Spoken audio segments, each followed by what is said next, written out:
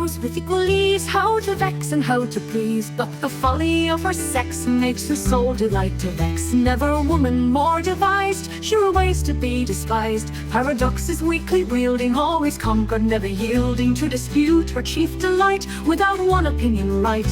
Thick her argument she lays on, and with cavils combats reason. And with cavils combats reason, answers in decisive way, never hears what you can say.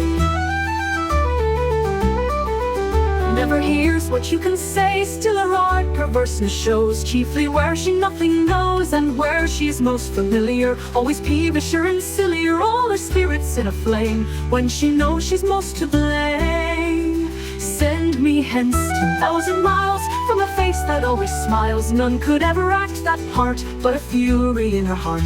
Ye who hate such inconsistence, to be easy keep your distance, or in folly still befriend her, but have no concern to mend her. Lose not time to contradict her, nor endeavor to convict her. Never take it in your thought that she'll own or cure a fault. Into contradiction warm her, then perhaps you may reform her. Only take this rule along, always to advise her wrong, and reprove her when she's right. She may then grow wise for spite. Know that scheme will ne'er succeed, she has better learnt her creed. She's too cunning and too skillful, when to yield and when be willful. Nature holds her forth two mirrors, one for truth and one for errors. That looks hideous, fierce and frightful, this is flattering and delightful. That she throws away as foul, sits by this to dress her soul. Thus you have the case in view, Daphne, twixt the dean and you.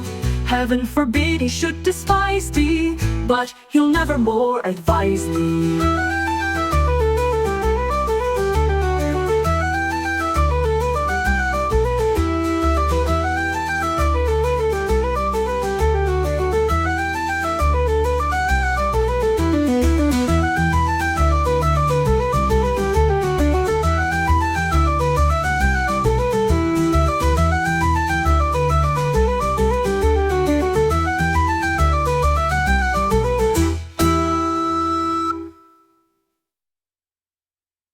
Daphne knows with equal ease how to vex and how to please, but the folly of her sex makes her soul delight to vex. Never woman more devised, surer ways to be despised. Paradoxes weakly wielding, always conquered, never yielding to dispute. Her chief delight, without one opinion right. Ye who hate such inconsistence, to be easy keep your distance, or in folly still befriend her, but have no concern to mend her. Lose not time to contradict her, nor endeavor to convict her. Never take it in your thought that she'll own or cure a fault. Into contradiction warm her, then perhaps you may reform her. Only take this rule along, always to advise her wrong, and reprove her when she's right. She may then grow wise for spite. Know that scheme will ne'er succeed, she has better learnt her creed. She's too cunning and too skillful, when to yield and when be willful. Nature holds her forth two mirrors, one for truth and one for errors. That looks hideous, fierce and frightful, this is flattering and delightful. That she throws away as foul, sits by this to dress her soul. Thus you have the case in view, Daphne, twixt the dean and you.